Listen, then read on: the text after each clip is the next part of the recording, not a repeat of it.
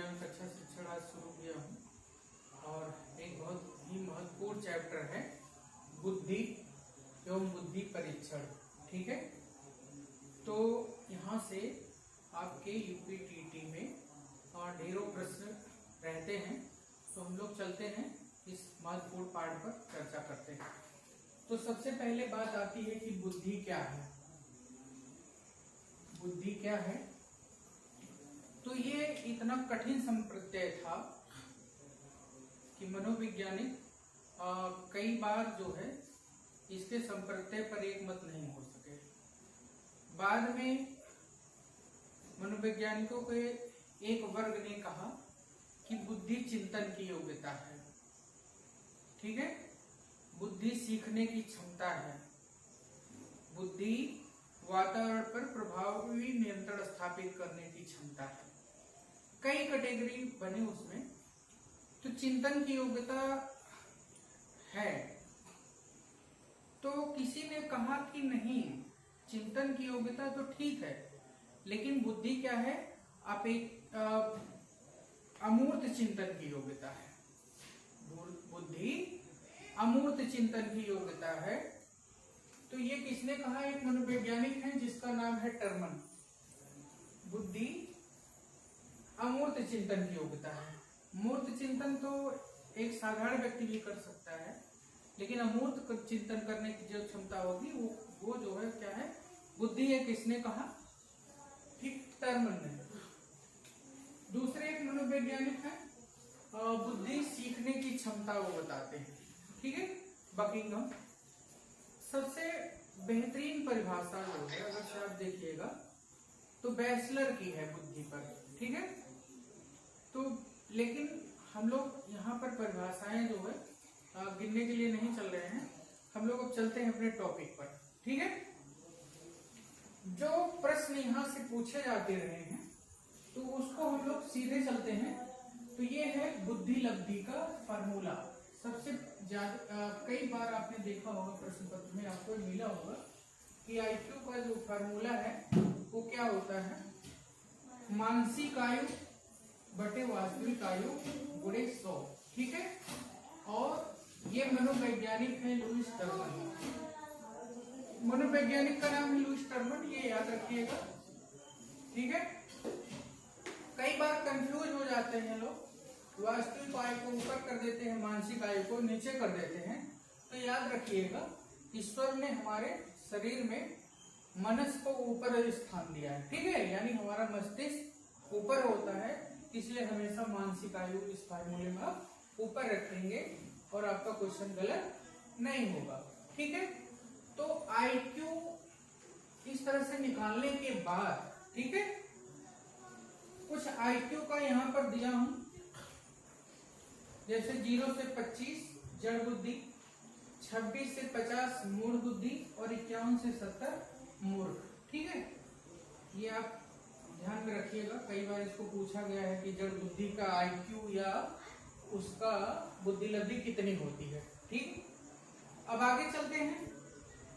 ये जो तीनों श्रेणियां हैं, यानी 70 से कम बुद्धि लब्धि वाले बच्चे, ये क्या होते हैं, बौद्धिक रूप से अक्षम होते हैं। ठीक है, इनको सीखने में बहुत समस्या आती है, या यूं कह लीजिए अपने दैनिक जीवन की तमाम आवश्यकताओं की पूर्ति करने के लिए ये एक दूसरे व्यक्तियों पर निर्भर होते हैं। कपड़े पहनाने के लिए या और भी बहुत सारे दैनिक क्रियाएं हैं जो ये स्वयं नहीं कर पाते।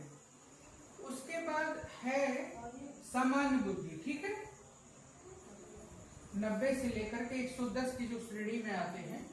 और मित्रों एक चीज जानिए कि 90 से 110 वाली जो श्रेणी होती है सामान्य बुद्धि, दुनिया के सबसे ज्यादा व्यक्ति जो है इसी श्रेणी में आते हैं। और ये भी है कि दुनिया के सर्वाधिक सफल जो व्यक्ति हैं वो भी इसी सामान्य बुद्धि लब्धि की श्रेणी में आते हैं। उसके बाद है 111 यानी 110 से 130 ये प्रखर बुद्धि का होता है, और 130 से 140 जो है ये कौन सा होता है, प्रतिभाशाली होता है। इसको भी आप थोड़ा सा ध्यान में रखिएगा।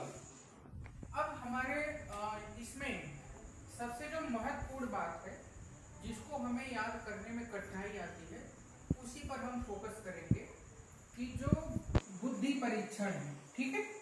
बुद्धि परीक्षणों को बार बार जो है हमारी परीक्षाओं में पूछा जाता है और हम लोग क्या होते हैं, कंफ्यूज हो जाते हैं कि ये बुद्धि परीक्षण है कि व्यक्तित्व परीक्षण है। सबसे बड़ी समस्या तो यहाँ आती है। क्यों? क्योंकि कुछ जो है व्यक्तित्व परीक्षण और कुछ बुद्धि परीक्षण, और आप लोग से ये कहना चाहूंगा कि आप एक ही पेज में जितने भी बुद्धि परीक्षण हैं और जितने भी व्यक्तित्व परीक्षण हैं, ठीक है, दोनों पे एक स्थान पे रख लीजिएगा। कई बार जब आप देखिएगा तो वो याद हो जाएगा कि नहीं ये बुद्धि परीक्षण है, व्यक्तित्व परीक्षण नहीं है, या व्यक्तित्व परीक्षण है, बुद्धि परीक्षण नहीं है। तो शाब्दिक बुद्धि परीक्षण, ठीक है। बुद्धि परीक्षण दो तरह के होते हैं, एक होता है शाब्दिक और एक होता है अशाब्दिक, ठीक है। शाब्दिक बुद्धि परीक्षण जो है इसमें लिखित या मौखिक भाषा अर्थात शब्दों का उपयोग किया जाता है। शाब्दिक बुद्धि परीक्षण में लिखित या मौखिक भाषा यानी शब्दों का उपयोग किया जाता है। तो हम लोग पहले देख लेते हैं शाब्दिक बुद्धि परीक्षण कौन कौन से हैं, और इसकी भी फिर दो कैटेगरी हो जाएगी। एक तो जैसे इंडिविजुअल यानी एक व्यक्ति पर जब काम किया जाएगा, परीक्षण किया जाएगा तो उसको व्यक्तिक कहेंगे, लेकिन जब समूह में वही टेस्ट होगा तो उसको हम क्या कहेंगे, सामूहिक कहेंगे, ठीक है। इसको ध्यान में रखना है, कई बार ये भूल जाता है कि शाब्दिक है कि अशाब्दिक। तो उसके लिए हम थोड़ा सा कोड आपको बताना चाहेंगे, आप अपना भी कोड बना सकते हैं, ठीक। शाब्दिक, शाब्दिक इसमें है विनय साइमन बुद्धि परीक्षण, विनय साइमन बुद्धि परीक्षण, ठीक है। और दूसरा है एक स्टैनफोर्ड विनय बुद्धि स्केल। ये दोनों जो है कैसे हैं, व्यक्तिक भी हैं और शाब्दिक भी हैं। तो व्यक्तिक याद रखेंगे कैसे है कि यहाँ पर साइमन, ठीक है, मन मन मन या हमारा जो मस्तिष्क है वो मन पे हमारे किसी और का जोर नहीं चलता, बल्कि हमारे इंडिविजुअल पे जोर चढ़ता है। तो इसलिए इसको ऐसे याद करेंगे कि जो मन की बात है हमारी, वो हमारी व्यक्तिक है। तो जहां भी आपको ये साइमन और विनय दिखेंगे तो आप इनको मानिएगा शाब्दिक है, ठीक है। और विनय बिना हमारे अनुमति के कोई हमारी चीजों को जो है छू नहीं सकता या सर्च नहीं कर सकता, ये भी हमारा क्या है, व्यक्तिगत इंडिविजुअल मामला है। तो विनय और मन ये दोनों आप याद रखिएगा कि ये सब क्या है, व्यक्तिक है। व्यक्तिक से ज्यादा इंपॉर्टेंस किसकी है, शाब्दिक, ठीक है, शाब्दिक। दूसरा आप चलेंगे सामूहिक शाब्दिक बुद्धि परीक्षण, यानी किसी समूह में जो है जब बुद्धि परीक्षण किया जाता है तो उसको हम क्या कहते हैं, सामूहिक शाब्दिक बुद्धि परीक्षण। तो ध्यान रखना है कि ये शाब्दिक ही है। अब शाब्दिक और अशाब्दिक में थोड़ा सा कंफ्यूजन होता है और इसको याद करना कठिन हो जाता है, तो लेकिन हम थोड़ा सा याद करेंगे कि आर्मी अल्फा टेस्ट, ठीक है, आर्मी अल्फा टेस्ट ये प्रथम विश्व युद्ध के समय बनाया गया था सैनिकों की भर्ती के लिए। यहाँ अल्फा टेस्ट याद रखिएगा, क्योंकि आर्मी है तो आपके दिमाग में होना चाहिए कि आर्मी समूह में ही रहती है या समूह बोधक जो है कि नहीं, क्या आर्मी अकेले हो सकती है, नहीं। तो जब समूह है तो ये तो कंफर्म हो जाइए कि आर्मी जो भी होगा, चाहे अल्फा हो चाहे बीटा, दोनों कैसा है, समूह। अब यहाँ कंफ्यूजन होती है कि अल्फा वाला शाब्दिक है कि बीटा वाला। तो याद रखिएगा अल्फा वाला शाब्दिक है, इसको हम थोड़ा सा जो है क्या करेंगे, अल्फा को तोड़ेंगे या उसमें कुछ जोड़ेंगे। अल्फा में हम ज जोड़ देंगे तो ये हमारा एक शब्द बन जाता है अल्फाज, है कि नहीं, अल्फाज। यानी जब कोई व्यक्ति अपने बातों को व्यक्त करता है तो उसी को हम क्या कहते हैं, अल्फाज। और जहां अल्फाज होगा जाहिर सी बात है वहां क्या होगा, शब्द तो होगा ही होगा, ठीक है ना। अल्फाज, अल्फाज में क्या हो गया, शाब्दिक। कंफर्म हुआ कि नहीं है, अल्फाज क्या है?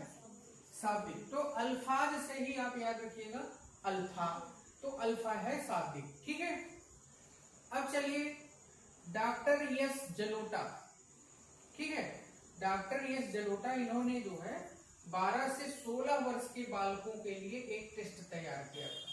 12 से 16 वर्ष के बालकों के लिए ये जो बुद्धि परीक्षण मैं बता रहा हूँ इसको आप डिटेल में पढ़ सकते हैं। मेरा तात्पर्य केवल इतना ही है कि आपको ये याद रहे ये शाब्दिक है, अशाब्दिक है, व्यक्तिक है कि सामूहिक है। ठीक है, डॉक्टर जलोटा का जो है, ठीक है, ये भी कैसा है? शाब्दिक ही है। अब इसको कैसे याद रखेंगे? ध्यान रखिए, जलोटा को हम क्या करेंगे? थोड़ा सा तोड़ेंगे, लोटा। तो याद करिए जब श्रवण कुमार जी अपना वो बड़ा वाला लोटा भरने गए थे तो उसमें क्या निकला? शब्द निकला ना। फिर दशरथ जी ने उनको शब्द भेदी बाण मारा मृग समझ करके और वही धराशायी हुए। तो ये लोटा से याद रखिएगा, लोटा में शब्द निकलता है, इसलिए जलोटा का जो टेस्ट है वो क्या होगा? शाब्दिक होगा। ये कंफर्म हो गया कि नहीं? अल्फाज और लोटा दोनों ही क्या है? शब्द है। शाब्दिक के बाद हम लोग चलेंगे अब अशाब्दिक पर। अशाब्दिक का मतलब ही होता है कि जिसमें शब्द का प्रयोग ना हो, और जब शब्द का प्रयोग ना होता हो तो वहां क्या किस चीज का प्रयोग होता होगा? चित्र का प्रयोग होता होगा, ब्लॉक का प्रयोग होता होगा, पहेलियों का प्रयोग होता होगा, पैटर्न का प्रयोग होता है। ठीक है ना?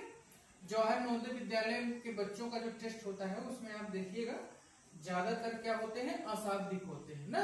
चित्र होता है, पैटर्न होता है, फिल करना होता है, तो वो किसमें आएगा? अशाब्दिक में। ठीक, तो व्यक्तिक यानी एक एक व्यक्ति पर करना है तो कोहस ब्लॉक डिजाइन टेस्ट। ठीक है, Kohs block design test. Card पर छपे पैटर्न को जो है क्या करना होता है? उसको एक कार्ड होता है, उसको जो है लकड़ी का जो है एक होता है, उसको ब्लॉक को जो है उसी कार्ड के अनुसार जो है व्यवस्थित करना होता है। ठीक है, तो कोहस, तो अगर से आपको शाब्दिक याद है तो आपको ये याद हो जाना चाहिए कि अशाब्दिक तो बाकी जो बच रहे हैं वो कैसे हैं? अशाब्दिक है। ठीक है, व्यक्तिक में कोहस, या ऐसे याद कर लीजिएगा क्यों हंसे, क्यों हंसे, क्यों हंसे, कोहस। तो जब कोई व्यक्ति हंसता है तो बेचारा निशब्द हो जाता है, हंसता ही जाता है, शब्द नहीं आता। तो इस तरह से कैसे भी आप दिमाग में अपने अगर ये बात आपकी फीड हो रही हो तो हंसने से जो है इसको याद कर लीजिएगा कि क्या है? ये कोहस अशाब्दिक है, केवल हंसना ही है। और ठीक है, फिर है अलेक्जेंडर पास एलार्म टेस्ट। ठीक है, अलेक्जेंडर पास एलार्म टेस्ट, ये भी जो है शाब्दिक नहीं है, अशाब्दिक है। अब आप इसको कैसे सेट करिएगा? देखिए यहां पर है अलेक्जेंडर, क्या नाम है? अलेक्जेंडर। तो अलेक्जेंडर आप जानते होंगे सिकंदर को कहा जाता था। ठीक है ना? अब एकाएक जो है थोड़ा सा कल्पना करिए किसी के सामने जो है सिकंदर ही खड़ा हो जाए तलवार लेकर के, तो क्या मुंह से शब्द आएंगे? नहीं आएंगे, यानी आप निशब्द हो जाओगे। इसका मतलब अलेक्जेंडर को हम क्या कर लेंगे? निशब्द। ठीक है, नि है शब्द, यानी अशाब्दिक है। तीसरा है, ध्यान रखिएगा व्यक्तिक है, Bhatia battery of performance test. Bhatia battery of performance test. तो किसी तरह से इसको याद करिए कि जो भाट लोग होते हैं, भाट जो हमारे यहाँ नाच गाना करने आते हैं या राजाओं के दरबार में रहते हैं ना, तो तरह तरह के करतब दिखाया करते थे भाट लोग। तो भाट से आप थोड़ा से इसको याद करिएगा कि यहाँ शब्द नहीं है बल्कि क्या है? कर्तव्य है। लेकिन ध्यान रखिएगा कि भाटिया बैटरी जो है इसमें 5 उप परीक्षणों को शामिल किया जाता है। 5 उप परीक्षणों को शामिल किया जाता है। इसमें से जो ऊपर वाले आप देख रहे हो उनको शामिल किया जाता है। क्या क्या है? कोहस ब्लॉक है, ठीक है, और अलेक्जेंडर पास एलार्म टेस्ट, पीएटी हमने लिखा हुआ है, पैटर्न होता है चित्र का, 3 हो गया। त्वरित स्मृति, त्वरित स्मृति क्या होती है? कोई चीज दिखा करके आपसे पूछा जाता है कि आपने क्या देखा, ठीक है, तुरंत उसको मैच कराना होता है कि तुरंत उसको आपको दिखाया जाएगा चित्र, फिर उसके बाद मैच कराना पड़ेगा कि क्या देखा। जैसे कभी कभी होता है कि जो तीर का जो है निशान जो है दाहिनी ओर मुड़ा है, झट से उसको हटा लिया जाएगा और आपसे कहा जाएगा कि इधर था, तो आपको उत्तर बताना होगा, ठीक है। कुत्ता का चित्र जो है बाएं बना हुआ है, अब आपको हटा करके झट से पूछा गया कुत्ता अच्छा कहाँ था, ऐसा। तो यही त्वरित स्मृति है। और पिक्चर कंस्ट्रक्शन, ठीक है, कुछ अधूरे चित्र होते हैं, उनको आपको क्या करना पड़ता है? पूरा करना पड़ता है। तो ये 5 पैटर्न को मिला करके भाटिया बैटरी और परफॉर्मेंस टेस्ट याद रखिएगा। ये किसका है? बुद्धि को मापने का है। कैसा है भाटिया वाला? अशाब्दिक, ठीक है। चित्र पैटर्न जहां भी होगा ये भाटिया याद रखिएगा। उम्मीद है कि कोहस याद हो गया होगा, हंसने पर निशब्द, अलेक्जेंडर होंगे तो भी निशब्द, ठीक है। अब चलते हैं हम सामूहिक अशाब्दिक बुद्धि परीक्षण, ठीक है। तो जब प्रथम विश्व युद्ध हो रहा था तो वहां ऐसे ब्रिटिश के सेना में अशिक्षित और गैर अंग्रेजी भाषी सैनिकों की भर्ती की जा रही थी, ठीक है। तो ऐसे लोगों को कैसे टेस्ट किया जाता?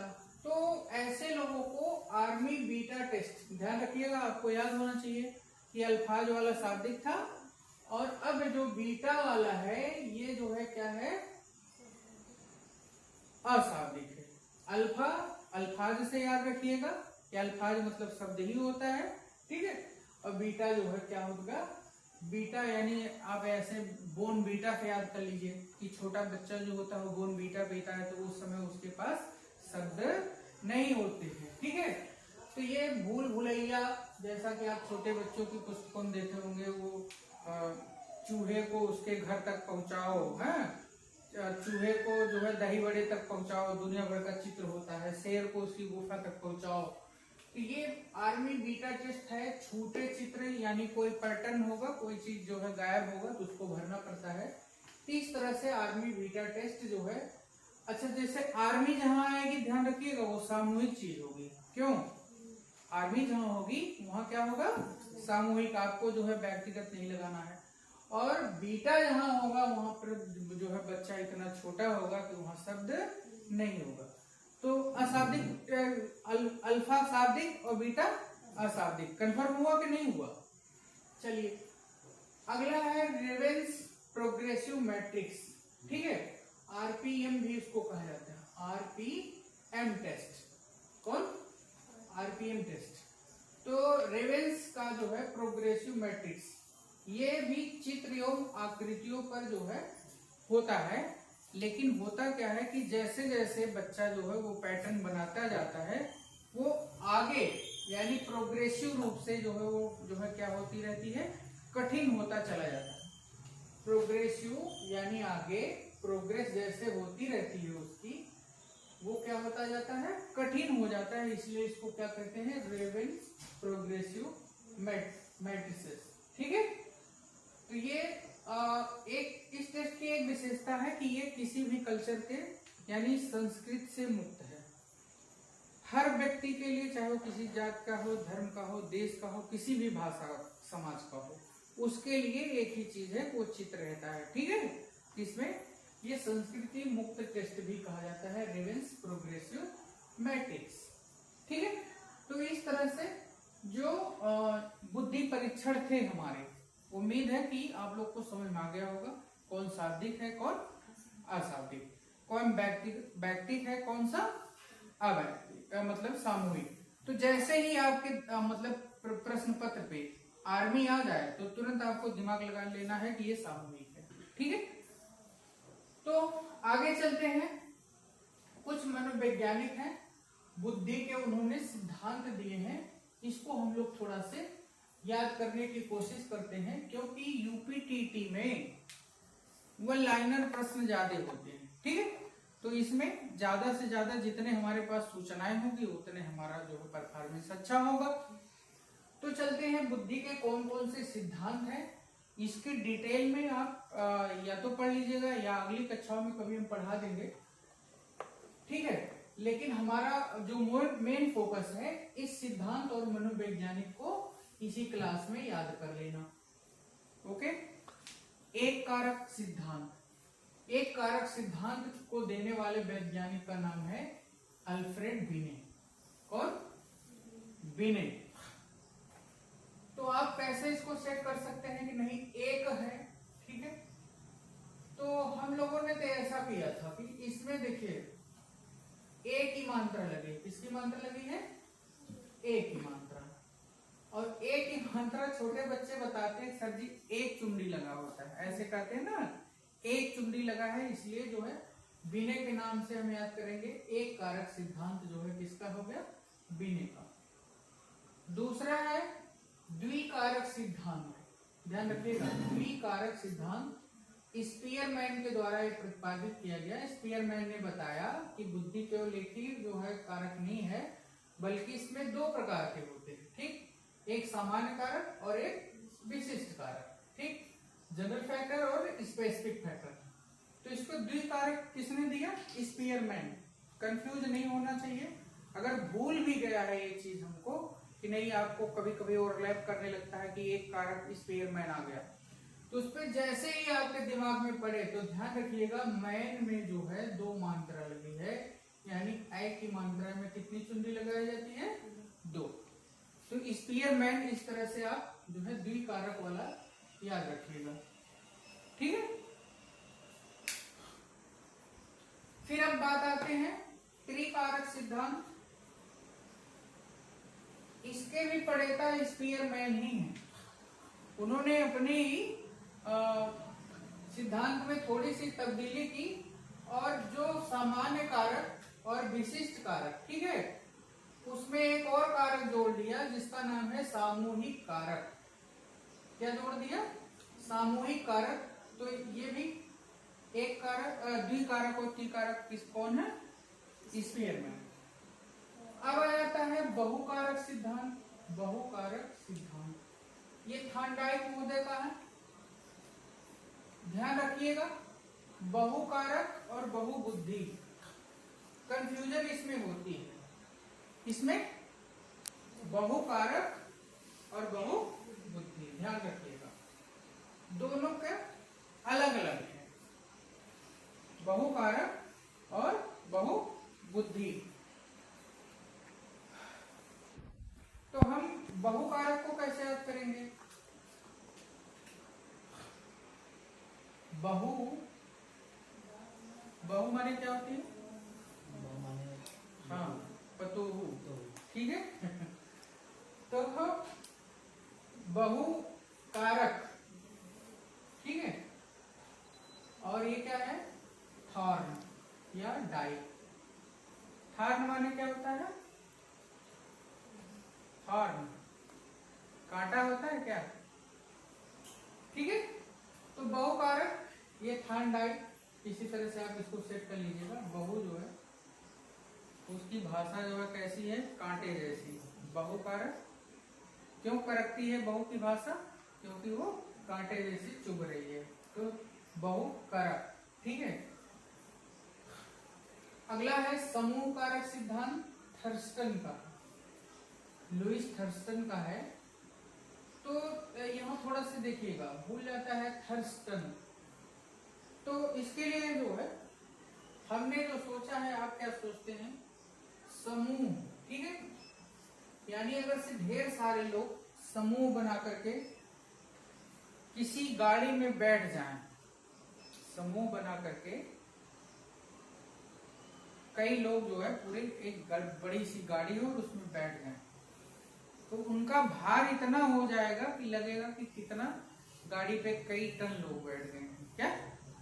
तो जब हम समूह में कोई चीज रख देते हैं, सामान भी आप सोच लीजिए, बोरे को अगर से एक बोरिया ला देंगे तो लगभग जो है 50 किलो का होगा, लेकिन वही ढेर सारी बोरियां किसी ट्रक पे लाद देंगे तो वो क्विंटल में ना होकर के किस में चला जाएगा?